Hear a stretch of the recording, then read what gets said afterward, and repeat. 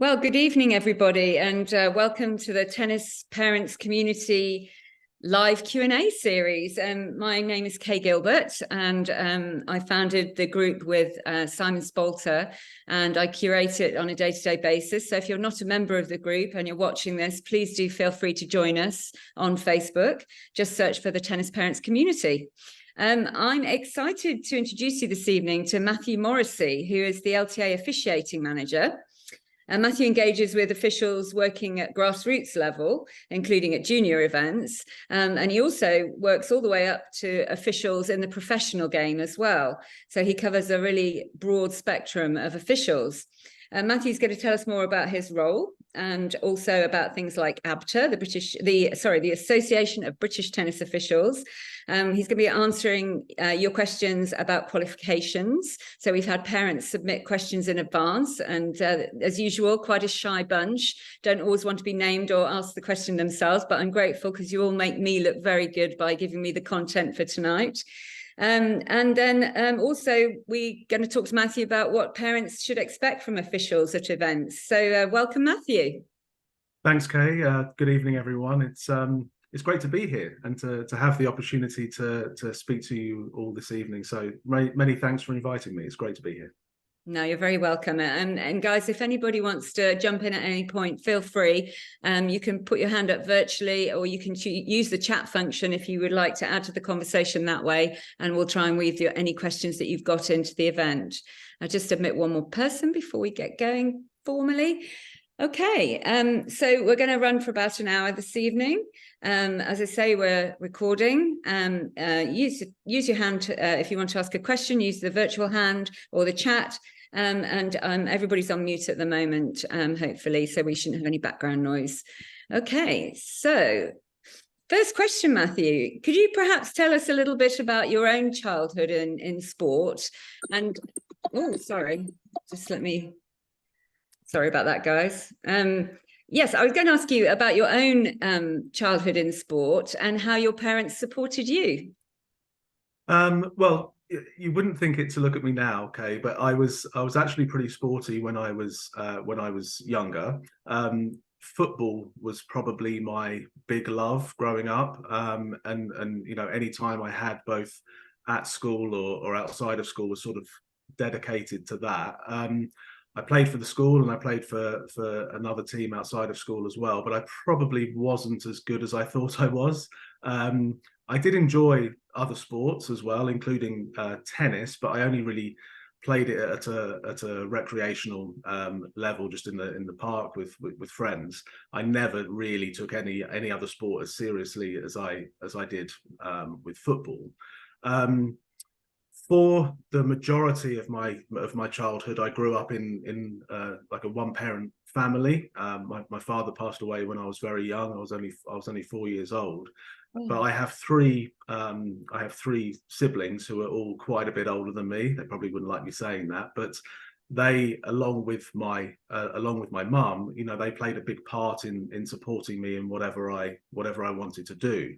My love of tennis, or I suppose more specifically tennis officiating, came from my eldest brother, Mike, who he became a tennis official when he was about 17. I was probably 5, and he had a very successful career in officiating. So did he play tennis himself? Was he a player, or did he just? Oh no, definitely not a player. No, okay.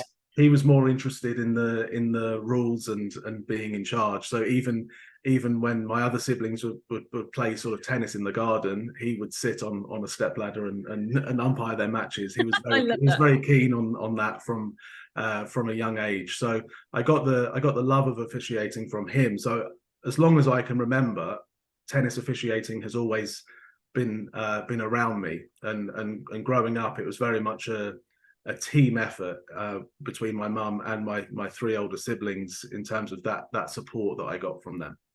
Oh, that's amazing. And I'm sure we've got lots of single parents listening to this on catch up and maybe even attending tonight. So really interesting to show that you can get that sort of support even when perhaps there's not the standard family shape or size. But it's always great to have older siblings. And it always seems to be the younger sibling that is the one that benefits most from that. So well done to your siblings. Good job. And how did your education and career, your education and your career so far lead you to where you are at the LTA in the role that you've got today? Well, I never thought that I would end up working in officiating. I knew that I probably wasn't going to follow in my brother's footsteps in terms of becoming an official. Like he was really good, and so I didn't really want to become an official and sort of be compared to him because there wasn't really any comparison. He was very, very good. But getting into sort of sports administration wasn't something that I really thought about as a career or when I was at school. I knew I wasn't going to be a good enough footballer, and my next big love was music. So I did sort of consider a career in that. But before that happened, I was given the opportunity to work for a few months at the LTA, working in the officiating team as like the team administrator. So it was very much a temp role, and this is going back a long time. I was about to turn 19 at the time, and I thought I'd do it for a few months before I sort of considered my next move. But I loved it. And then various people within the team left, and I sort of managed to work my way up to where I am now. I've had this job for about 9 years now. So it wasn't necessarily a sort of a planned career, but I fell in love with it, and I did get lucky with people leaving, and I sort of decided to stay. That's always an interesting way to progress your career, isn't it? Get rid of your colleagues and take their place.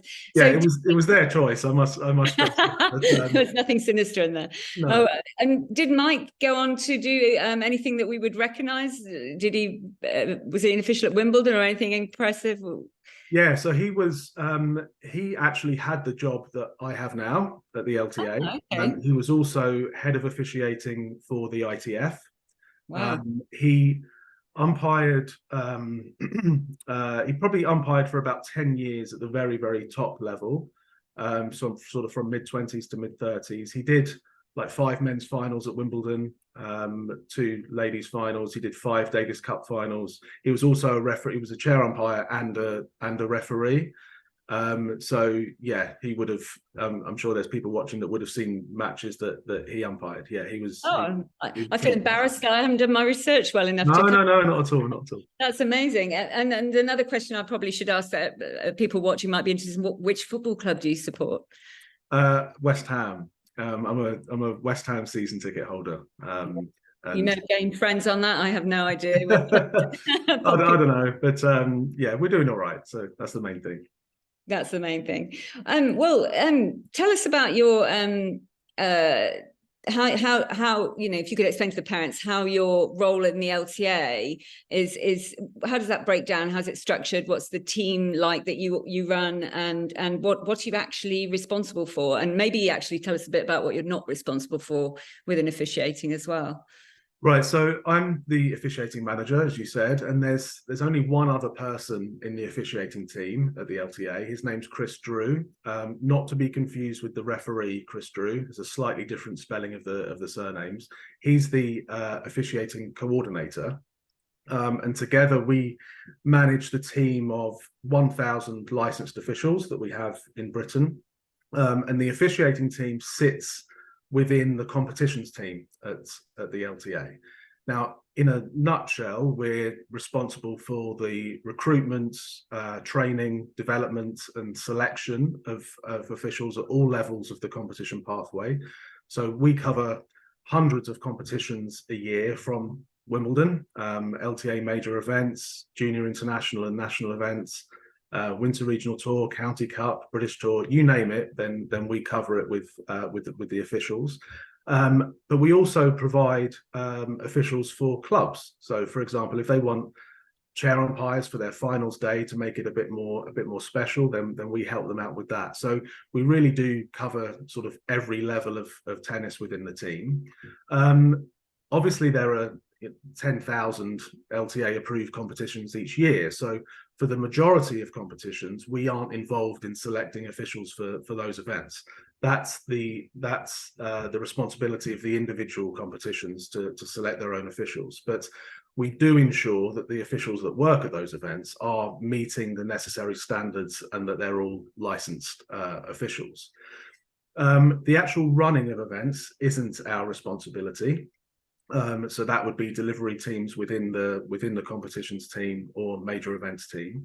And we're not responsible for things like rankings or world tennis number, recent form points, anything like that. That's led by Chris Mann in the competition support team. We do work very closely with them, but they take the lead on those sorts of things. One additional thing to mention is that we work in conjunction with the legal team at the LTA on the discipline process. So the referees will issue code violations and withdrawal points, and we review any appeals that players or parents make to those points, and we look to see which players have met the threshold for a suspension. So we basically undertake a lot of the administration of the discipline process. We don't really make final decisions on suspensions and things like that. That's sort of above our pay grade, but we do a lot of the admin work. It's probably not something that people would expect the officiating team to do, but that does sit with us at the moment. So yeah, we cover an awful lot of things just with the team of 2 people that we have in officiating. Yeah, I was going to say, I'm sure people listening might even think there'd be more than 2 people just reviewing complaints and code violations, never mind all the rest of that. And it does sound like it's very much you're running a recruitment agency almost, aren't you? You're placing people into tournaments and then equally, if I understand it right, you're also responsible for their qualifications in the first place. Yeah, that's right. Yeah. Okay. So really quite a lot to come under 2 people. I mean, that's pretty impressive. You must have a very efficient way of dealing with things and probably a large database of those 1,000 licensed officials and relying on them a little bit to come to you when you're looking for people to place. They're all looking for work, presumably, and you're marrying them together. Exactly right. I mean, when I started in officiating, so this is going back, 20 odd years, it was all very manual. So we didn't have the technology that we have now. So we were doing a lot of things very manually, posting forms out to officials for them to submit their availability for tournaments and things like that. Now it's a much quicker process. So officials would apply for tournaments through a calendar that we publish online, and then we make selections for those tournaments based on that availability. We also have the license scheme, and there's a few sort of requirements that officials have to fulfill as part of that, and that's all done online as well. So the technology has really helped us. So when I started, there was a team of 4 people in officiating, and that's gradually whittled down to the 2 that we have now because the technology is pretty good.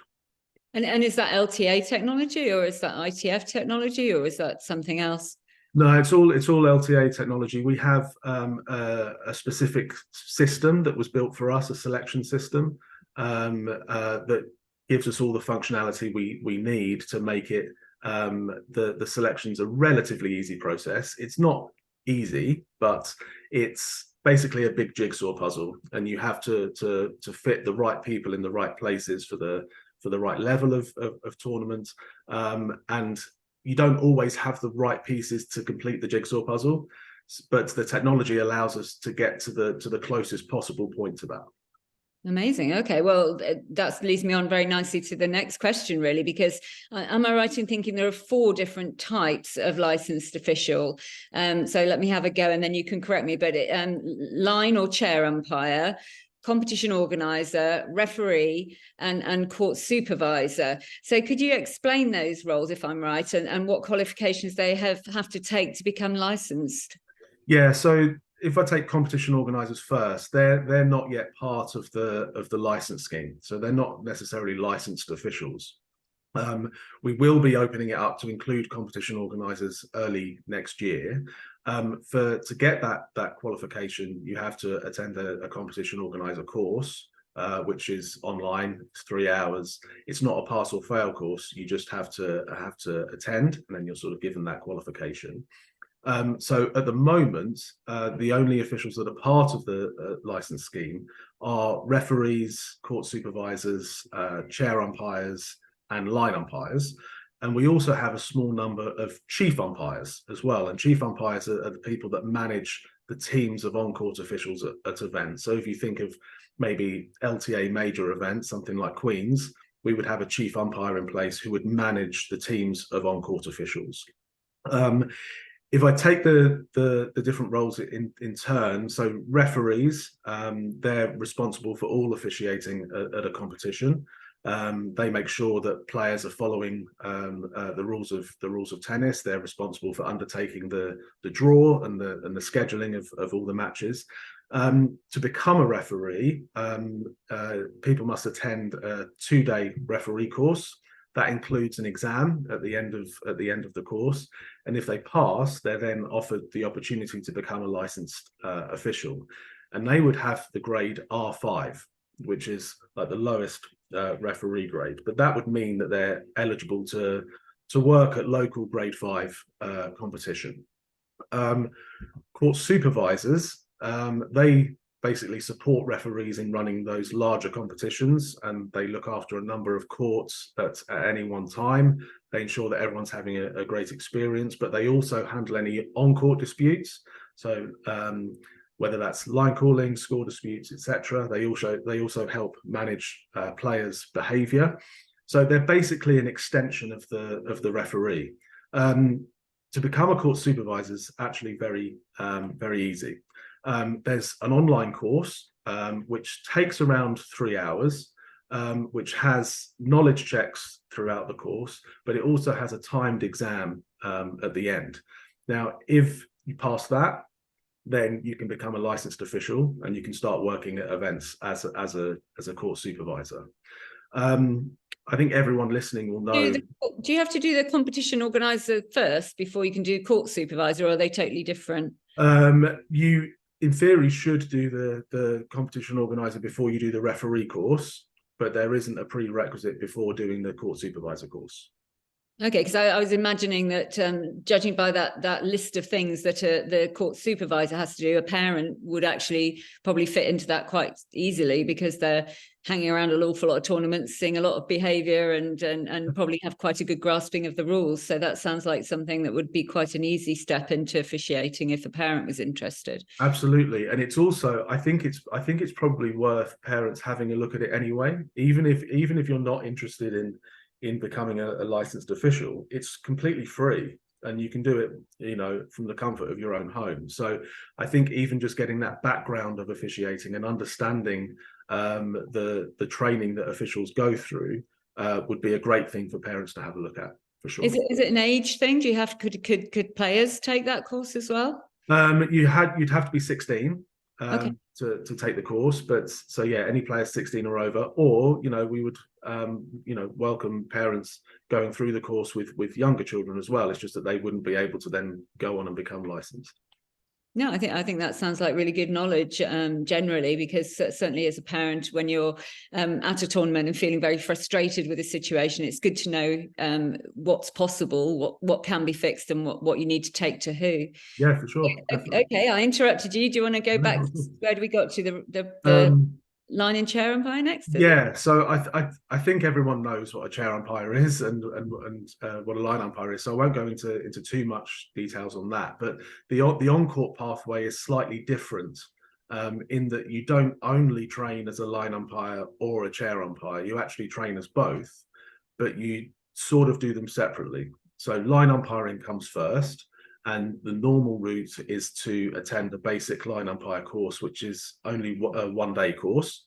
There's no written exam, but the attendees are assessed in practical sessions based on their accuracy, their voice, their technique, and people that show the aptitude to be a line umpire at the end of that day can become licensed officials and start working at sort of relatively low-level non-professional tennis. Now, once those officials have got that experience at non-professional tennis, they can then attend a chair umpire course, and that's a 2-day course, and that has a practical assessment and a written exam at the end of the course. And if they pass that, they can then work as a chair umpire at non-professional tennis. But also through that course, if they pass it, they also qualify as a line umpire to work at professional tennis. So they sort of go hand in hand, but they're also separate at the same time. So from each of those sort of entry points, I guess, into officiating, officials then can work their way up, if they choose to do so, work their way up the relevant grading structures. So we have 4 grading structures: referee, court supervisor, chair umpire, and line umpire. I'm not going to bore you with the details of all of them because it would take me too long, but each structure has a number of grades, which determines the competitions that official is eligible to work. And officials move up and down the structure based on their work rate and performance. So we undertake a grading review at the end of each year. We're about to do it coming up in December. So we review every single person's work rate and performance, and that determines the official's grade for the following year. There are a couple of training courses as well, that fall within the structures that officials are sort of required to pass if they want to reach the next grade on the structure. So we have very robust national grading structures. And officials, when they reach the top of those, this is really for referees and chair umpires only, when they reach the top of that national structure, they can then apply to go to ITF schools, and that can give them an international certification. Now, once they reach that point, they're sort of out of our jurisdiction in a way, certainly as far as their grade is concerned. But of course, they would still work at competitions and events in Britain. I mentioned chief umpires before, and there are international certifications for chief umpires, but we don't have a national structure for them. It's a little bit strange, but chief umpires are people that we select to manage teams at sort of larger national events, and they're then put forward for an ITF school if they've proven that they can do a good job. So there isn't as clear a pathway for them as the other roles.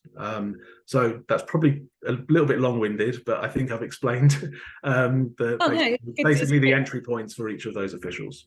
It's great to have that overview. And I suppose my next question is really, when would we as parents start to come across these roles within junior competition? So if we start at sort of what age and what stage of tennis do you start to sort of see these girls? Because I mean, I don't think any of my children have ever had a linesman watch that, maybe at nationals, I don't know, but you tell me, how does that work?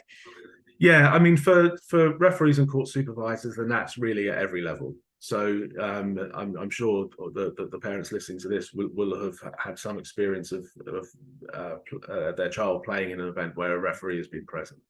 For on-court officials, then that varies dramatically, to be honest with you, because you could have a relatively low level. You could, in theory, have a grade 5 that wants umpires for their events, and we would try and help them to achieve that.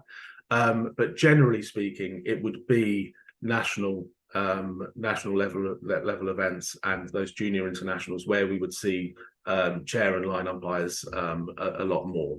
Yeah. And what about for disability tennis or open court events? Is that the same sort of structure? Do your teams take on those tournaments as well, or are there special training for those? No, we cover all disability events that are run by the competitions team at the LTA. Then we would cover all of those. So whether that's wheelchair, VI, deaf, then we cover everything. Yeah. Okay. Well, officiating seems like quite a high pressure job to me. I mean, I've watched courtside and seen how many things they have to keep their eyes on at the top level. I was wondering what kind of skills do people need to fulfill these roles, and what are the rewards of the career? What do they get out of it? Well, you're right. It can be can be high pressured, not necessarily at, I mean, it is high pressured, I would say, at every level. You know, if you think of that top level, then you're potentially being watched by millions of people. There's always a big crowd and things like that, so there's that pressure. But I think there's just as much pressure at you know, grade 5s, grade 4s, where you might be the only official there, and you're working with X number of kids, and their parents are there, and everyone's sort of watching what you're doing and how you're handling certain situations. So that the pressure changes, but it's still pressure all the same. Having said that, you know, officiating can be very enjoyable and satisfying and fun and very rewarding. If I think of the rewards first, I think it sort of depends on the role that the official undertakes. So if I think of off-court roles like referee and court supervisor, I think providing players with the opportunity to compete is probably an underrated reward, and I don't think people take a step back and consider that too much. But without those officials, the competition simply can't happen. So being a part of that and having what is hopefully a positive influence on a player's experience can be extremely rewarding and satisfying for the officials. On the on-court side, then, I mean, the ultimate aim is to work at the biggest events. So, of course, it's rewarding to be part of an LTA major event, or Wimbledon, for example. It goes without saying, you're on court with top players. There's a great atmosphere there. So naturally, that's going to be exciting and rewarding. But I think generally across officiating, having the opportunity to learn new skills and develop as a person, I think is huge. So when officials start, of course, they need to learn the rules and the regulations, but that isn't enough to progress. We're not just looking for people that are walking rule books. You know, we don't want robots, we want some personality, and they need to develop a lot of other skills. And there isn't a manual for that. It has to come from the official. So I think that whole process of developing as a person, as well as learning new skills whilst working as part of a team, can be extremely rewarding for officials. In terms of skills, there's loads. I won't talk about all of them, but obviously knowing the rules, like I said, that's the foundation. But probably how the rules are applied is probably more important. Communication, you know, effective communication can really help officials maintain good relationships with players. It can actually help avoid officials from happening in the first place, but if they do, it can really help resolve those as quickly as possible. Decision making, I would say, is a big one, and that very much depends on the role that the official is undertaking. So it could be a referee who has to resolve a score dispute and has to base their decision on information given to them by the players, or it could be a line umpire who has to make a split-second decision on whether a ball is in or out. But either way, I would say that being prepared to make those decisions and to be confident in those decisions is really important. Empathy, I think, is a very big thing for officiating. So officials know that they're going to make decisions that aren't necessarily popular with a particular player, and officials need to understand where that player is coming from and the psychology involved when someone is competing. So having that sort of empathy can help us communicate decisions effectively. And the last thing I would say is probably that officials need to develop a thick skin. At the time when an official is dealing with a tough situation, a player or a parent being a bit unhappy can feel very personal. But officials have to try and not let that affect them at the time and for their next decision that they have to make. And that's not always easy. It takes a long time, I think, to sort of build up that thick skin. And just generally speaking, it takes a long time to develop as an official. I mean, I would probably go as far as to say that there's no official at any level, even at that top level, who's the finished article. there's always room to improve, and there's always room to develop. You know, if I take someone like James Keothavong, for example, many people will know who James is, a top chair umpire. He started officiating when he was 16. He umpired his first singles final at Wimbledon when he was 32. So it took him 16 years to get to the pinnacle of his career. But even now, he's still developing. He's still learning new things, and that's I think it's a great thing about officiating, that never really stops. There's always going to be something that you can learn from. So there's no official that's perfect, just like there's no person that's perfect. But yeah, those are I would say probably the most important skills for officials to have. No, that's amazing, and it sounds rather a lot like parenting, Matthew. I mean, it is a bit, yeah, it is, yeah. The learning and you know, sort of making tough decisions out of love, not hate, and all these things. Exactly. And yeah, James, you know, I know James is also giving back to the sport in so many ways as an independent counsellor now as well, and what a lovely chap. Yeah. Tell us, you know, somebody might be listening to that, their child might play at a really high level in tennis, but have kind of worked out they're not going to make a living out of playing tennis. Can you make a living out of being official? I mean, obviously some do. But how many do? Is it? You know, we all sometimes we spend an awful lot of money on these tournaments. Is that all going in the officials' pockets? No, it's not. And you can make a living out of officiating, but I wouldn't say that it's easy to do that. I mean, generally speaking, officials will receive a fee for at least some of the work they do. It's quite a tough one to answer because of the different roles and the different structures that we have. But for selections that we make, then we have a fees and expenses structure, so that determines what the officials receive. Now, we don't determine the fee for officials that work at competitions outside of the ones that we select for. So the majority of those 10,000. So that's either an arrangement between the official and the organizer or the tournament, or the official themselves can be the organizer, and they would then take any profit that the tournament makes, which, to be honest, often isn't a lot of money. It's very easy for us to consider that, you know, we pay X amount for an entry fee and we get that 1 day's competition or 2 days competition. But the official is putting in tons of work outside of that, both before and after the event. So when you break down the hours that they're spending on trying to make it a great experience for everyone, plus you take away the court costs, the cost of balls, etc., it really doesn't work out as a huge amount of money. So there are very few officials in Britain who make a living from officiating. So the vast majority of people do it as a hobby. And we actually have like 70% of licensed officials who have a full-time job doing something completely different. So it is very much a hobby for most people. Yeah. Interesting. And you know, I think we get used to it, tennis being a hobby as much as officiating sounds like it is for most of us who don't manage to make a living in it. Well, we've got a question from a parent next, and I can see that Ian is on the call. Ian, would you like to come off mute and ask your question?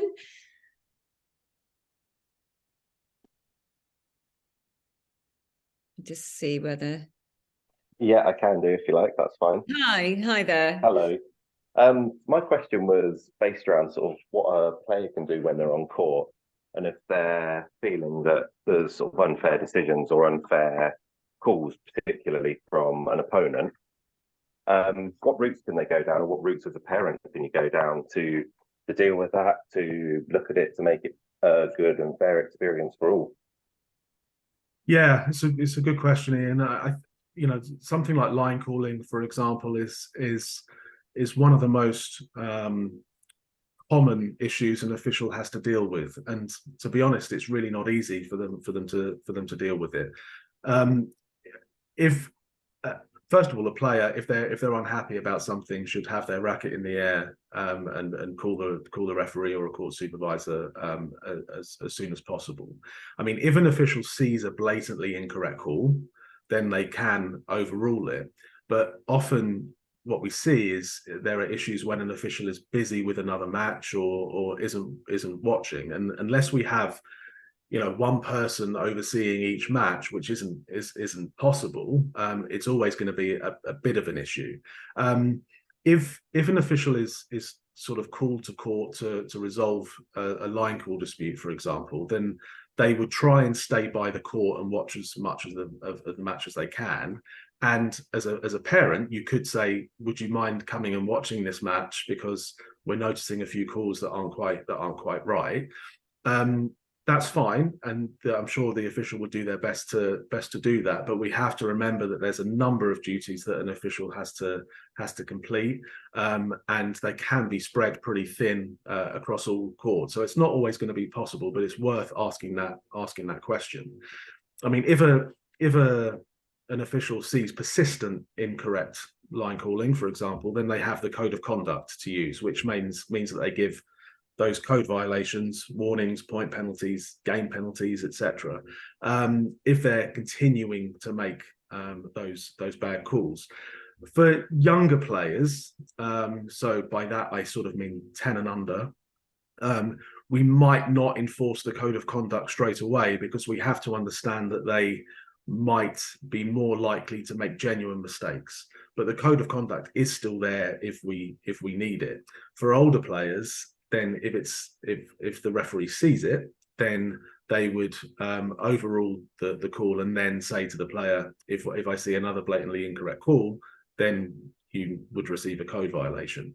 Of course, that relies on the official seeing another bad line call, but that's the process that we follow. So advice for the player is to stop playing and put the racket in the air. And advice for the parent is to speak to the referee to see if there's any possibility that they can come and watch the match. But that shouldn't be an expectation that they're able to watch the whole match, but even just their presence for a short time might help the situation. Does that answer your question?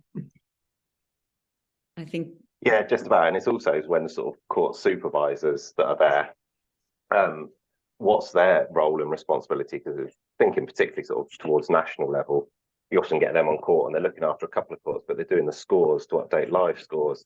And they seem to have sort of very little input into anything that's going on in the match. Yeah, so at the higher level, so national events, we've sort of changed our approach a little bit, and we've done it as a bit of a trial as far as the court supervisors are concerned. So what we would see at grade 1 and grade 2 is that the court supervisor is now supposed to be positioned on the court. So when I say on the court, they sort of often have 2 courts or 3 courts that they need to manage, but they would be down at that level. We try not to have court supervisors standing on the balcony if they're then called on, they've got to then run down or anything like that. Using that approach, we've seen that the behaviour has improved, because even just having that presence of someone there being visible has helped us sort of stop the issues in the first place. But you're right in that they have other responsibilities as well. We're quite fortunate at that top level in that we have the numbers of court supervisors that we do. If we look at other nations, then it's not even close to the level of cover that we provide at our events. As you move further down the scale, so grade 4s, grade 5s, that's where we might even see no court supervisors at certain events, and then that's even harder for the referee. So the court supervisor, like I said, is like an extension of the referee. They are there to sort of be the first port of call to deal with any issues. It might be that they can't deal with it and then they have to get the referee involved, but they should be stamping down where possible on bad line calling or bad player behaviour. Well, thank you for that question, Ian. That was really, really interesting. And I've got another question from a parent that prefers to remain anonymous. Matthew, why can the wildcard rule be used in lower grade competitions like grade 5s? It seems to be being abused as a rule. And we had another similar question from Matthew Ballinger, who I don't think is on the call. So Matthew was asking, why do we allow wildcards after the deadline of a tournament? Shouldn't they follow the same rules as other players? Yeah, so it's an interesting one, this, but the competition regulations, they allow an organizer or organizing committee to award places in a draw for wildcard entries, as long as it's before the draw being made. That isn't necessarily the official's decision. So it can be the competition organizer or the organizing committee, which might not be the official. So it's not necessarily an officiating thing. I think people would know that wildcards can be awarded for an event up to a maximum of 1 wildcard for every 8 places in the draw. So at local level, wildcards might be used to support players who might not have otherwise been accepted for the competition. So it might give them an opportunity to get their first experience of competing at a particular level. That might be a player from the host venue. So there is sort of an incentive there for the venue to run the competition in the first place. It might also be used to support a player who was hoping to get accepted into a higher graded competition but didn't, and therefore without that wild card wouldn't necessarily have the opportunity to compete. Organisers might use the wildcard regulation to accept a late entry into a competition.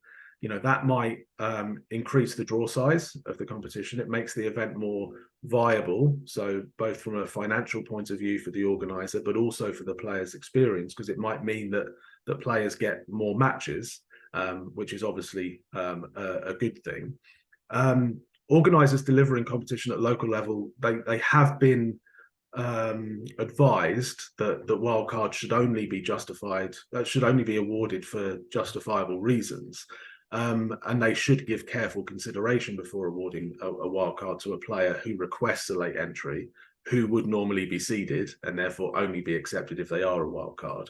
And we understand that sometimes it might seem unfair when a player is awarded a wildcard, and that subsequently means that another player isn't accepted.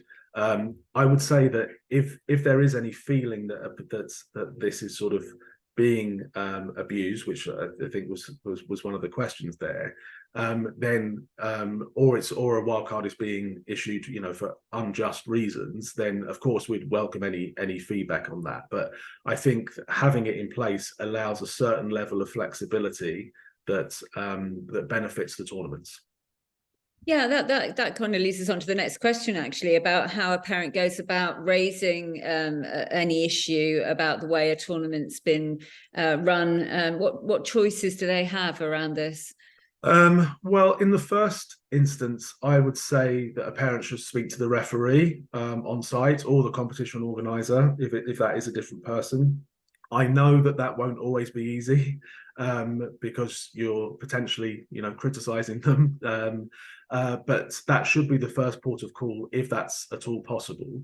We would hope that the majority of cases would be able to be sorted out amicably at the time. But if that isn't possible, then parents should use the submit an inquiry page on the LTA website. That will go straight to our customer support team, who are then going to be able to take the issue forward. In very serious cases, then they will liaise with the competitions team or the legal team to help get it resolved if that was necessary. If there's a safeguarding concern or a safeguarding issue, then parents can use the submit an inquiry page, and the customer support team will liaise with the safeguarding team. Or alternatively, parents can use the report a concern form, which is available on the website in the safeguarding section. So there's a few ways to report an issue to us, but like I said, in the first instance, the issue should be raised with the referee or competition organizer if that's possible. Yeah, that's quite a brave thing for a parent to do, but some people feel comfortable doing that than others. So it's nice to know we've got a choice there if you'd rather do it in a different way. Yeah. And can we talk about the various scoring formats of tournaments? So we've had people talking on the group a lot about different draw types, whether that's compass or groups to knockout, and the impact this has on points awarded. And I know we like to think that it's not just about chasing points, but ultimately points do make prizes, don't they, in tennis in some ways.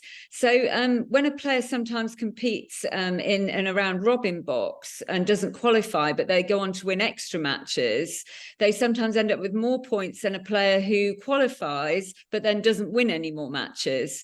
Is that something that you have rules and regulations around for competition organisers? We would. You're testing me here, Kay, and I'm going to be very honest that this isn't my this very much isn't my area of expertise. But I would say that if anyone does have any concerns, then of course get in touch with us, like I said, through the customer support team. This is very much more the domain of the competition support team, which is led by Chris Mann, as I said earlier. I think in terms of the ranking and recent form systems, they've been in place for many years and haven't really been touched because they're performing pretty well. We recently held a review of the systems internally, looking to correct a few areas which do appear to be sort of being manipulated, if I can use that word. I mean, in terms of the principles, then players must win a match in a draw stage. So round robin as qualifying and playoff as main draw to earn those points. And you can't really earn points for the extra matches stage. So with all that said, we have repositioned some of the draw formats in the performance competition calendar as a bit of a pilot to see how things may work in the future further down the scale. That might be where sort of this question is, or these sort of comments are coming from. And we are aware that different formats generate different points, and we're looking at ways to address that. As I said, any sort of further questions on this will probably be best handled by the customer support team or the competition support team. It's not really something that I know too much about, to be honest. So apologies for not being able to answer that more fully. But it's something that is and continues to be on our radar. No, I think we had some interesting comments from some of the parents who are also referees on the group who said that really, if you check the draw format in the tournament information tab, you should be able to see if it's a format that you really favour, if you're particularly looking in at that level before you actually enter the event. Yeah. But I guess that can sometimes change if numbers fluctuate, and sometimes the format is decided upon based on the number of kids entering and just the ambition to get as many matches for everybody as possible without too much micromanaging of the outcome of the actual points awarded. But I do get it. If your kid wins through to the final four and gets less points than someone who didn't, that I can see that would be a little bit confusing, to say the least. So yeah, pop that one back to the LTA if that happens to you and you want to raise the profile of it any further. Another parent question here, and again anonymous. What can referees do about crying on court? I find this question really interesting because we talk a lot to psychologists about how they can try and get players to control their own emotions, but certainly a part of tennis is trying to unsettle your opponent.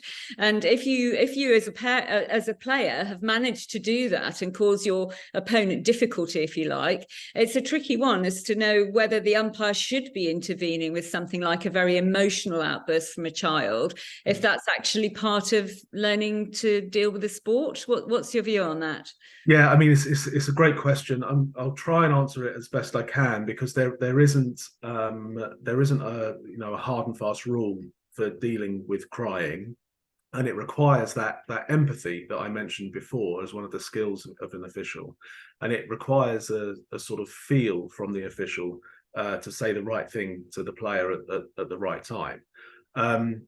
As a parent myself, I know that there isn't one thing that stopped any of my children from crying, and I think if we did have a solution, then I'd be very rich. But this year, we've been in officiating. We've been working a lot on the consistency of officiating at performance competitions, so grade 2 and above.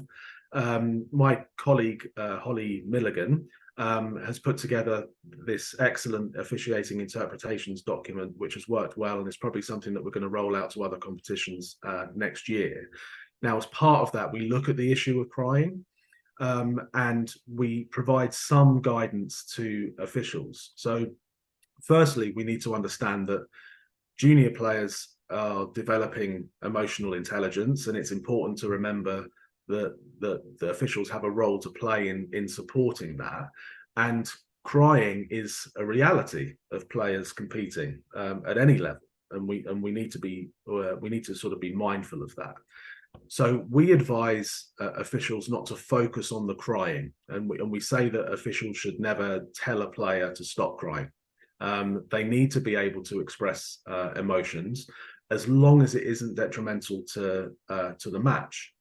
So officials should only really get involved if the crying is causing a delay, and they should go to the court to speak to the player. What we don't want is officials shouting down from the balcony or shouting from a couple of courts away, because that just draws attention to it and probably makes the player feel worse. So they should go onto the court if they notice it, and in an empathetic way, explain to the child that play has to be continuous. Advise them to take a deep breath, try and calm themselves down. At the younger age groups, we know that players sometimes play points while they're crying, and we wouldn't necessarily step in if they're playing, but we would do if it's causing a hindrance to the other player. If a player can't get their emotions in check and it continues to cause an unreasonable delay, then the officials can use the code of conduct, but that would be a last resort for an official. One thing that an official can do is say, let's play. And that's sort of a code that we use that lets the player know that we're going to have to move on. So that means when an official says that, that means that a player has 25 seconds to be ready for the next point. And when an official says that, they should always explain to the player what the consequence is of them saying let's play. So an official would say something along the lines of, we need to get play going again, and in a moment I'm going to say let's play. When I've said that, you have 25 seconds to be ready to start the next point. So there's a few different tools that officials can use, but generally we would hope that the official could speak to the player to help them stop crying before it gets to that point. So it's very much we want to allow players to express themselves as long as it isn't to the detriment of the match overall. It's a really tricky one, isn't it? Because listening to that, I was thinking, gosh, what if it was a really young player? Yeah. Obviously, as a parent, you're watching and you kind of want to console them, which obviously, as a parent, you're not supposed to get involved in the match. But equally, if your child was hitting a dodgy forehand, you wouldn't expect the referee to come down and say, look, just change your grip a bit here, mate. You're going to do a much better shot. Yeah, exactly. Yeah. So, it is part of the game, I guess. And I suppose children cry for very many different reasons. We know when they're tiny babies, even, that there's all different emotions that they can be expressing through tears. So really tricky one for an official, I guess. That's right. And it's a learning opportunity as well. It's a development opportunity for that player, and in terms of learning how to deal with those emotions. It's not, crying isn't a bad thing, and we want to allow players, like I say, to express that emotion. It just has to be sort of controlled in the right way as far as the match is concerned. I guess you have to be ultimately fair to both players, exactly. Don't you? Yeah. No, thank you. That's a difficult question to answer, but I think that's a great job. Hopefully, the parents can get some sort of ideas from that, and obviously every opportunity to talk to their child afterwards as well. We're coming towards the end. I just wanted to ask you a little bit about the officials shout out. Yeah. Chris Drew has kindly sent that to me a few times to put on the group. How can we contribute to that as parents? What's that all about? Well, we'd love parents to contribute to that. I mean, some of the eagle-eyed parents may have seen on the competitions portal, I think it's in the news section on the top right of the first page, that there's a link there to submit a shout out for an official. So like you say, Chris Drew handles this. He started the shout outs as a way of sort of recognizing the great work that officials do, because a lot of the time, certainly in our view, they're sort of very much the unsung heroes of competition. We actually have shout outs as colleagues at the LTA, and it really is well received by everyone, because it's great to be able to recognize the great work that a colleague does, but it's also wonderful to receive that recognition as well. So each month, Chris collates all the shout outs that we've received, and he puts together a summary online, which, like you say, he sent to UK, and that details everything and sort of shines a light on the fantastic work of the officiating workforce. So we really want to receive more shout outs from parents, and actually we want to receive more shout outs about the referee and court supervisor workforce, because it's quite easy for us to receive shout outs for on-court officials because they're always working as part of a team, so they get that peer recognition. So if anyone watching has had a positive experience with an official, it's a very short form, online form to complete. It really does make a difference to the officials, and it's great for us in the team as well to hear about the excellent work they're doing. So do check that out on the competitions portal. It'll be great to hear from you. Well, that's great, and Chris will no doubt keep sending those to me so that we can sure. on the parent group as well and let people see. I mean, to be fair, it's a way for parents to decide which tournaments they want to go to. If they're seeing regular shout outs for certain referees and they know they're going to be treated well, then it is a sort of buying almost a scheme, isn't it, for looking at where they can get good quality refereeing. Yeah, I mean, what I would say is that if an official isn't receiving a shout out, it doesn't mean that they're not doing a great job. They are.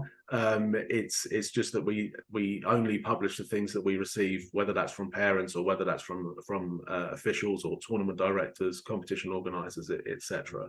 But yeah, it's just a great way to shine that light on the great work that they're doing. Great stuff. Well, Matthew, thank you. I mean, we're almost out of time. I just had one final question, and really, what's next for you personally at the LTA? What are you working on at the moment, and what does the future hold in the next few years? Well, great question. Well, alongside ABTO, so ABTO is the Association of British Tennis Officials. We're working on putting together our officiating strategy for 2024 to 2026. That's pretty exciting for us. That's going to give us the sort of direction of travel over the next few years. Now, a big part of that strategy is going to be handling the transition to live electronic line calling, which, that's going to change the landscape of officiating, and we need to do our best to adapt to that. So that's going to provide some challenges, but it's quite exciting to get a grip of those challenges, and we're going to be making sure that that's sort of front and center of the new strategy. At the beginning of next year, then we're going to be launching a new officials portal for licensed officials. It's going to be a great upgrade on the current portal. It's going to help officials find more online learning and development opportunities, which in turn should help them run excellent competitions. And like I said, we're really looking forward to sort of welcoming competition organisers into the license scheme. And working more closely with them. So that's going to help to support them in running great events as well. So we have some exciting things on the horizon, and hopefully parents and players are going to soon see the benefit of the hard work that we're putting in. Well, no, thank you. I mean, I think you've given us an amazing overview tonight, Matthew, and I've learnt a lot, and I'm sure people listening to this recording will too. We often have gaps in our knowledge, and who knows who's responsible for those gaps, but it's always great to share information and learn more about things. So I hope we've perhaps inspired somebody who's joined the parents community to think outside of just being a customer of the sport, and perhaps participating as a member of the sport and looking at coaching and officiating and volunteering in a different light. So thank you very much. I know you give your time free to us tonight. There's no bill to be sent, I'm afraid. We don't have any money to pay anybody, but we really did appreciate your time, and thank you so much. And thank you to everybody who joined. Really appreciate your time tonight. Thanks again, Matthew. Thank you very much, Kay. It's been great. Thank you. Good night, everybody.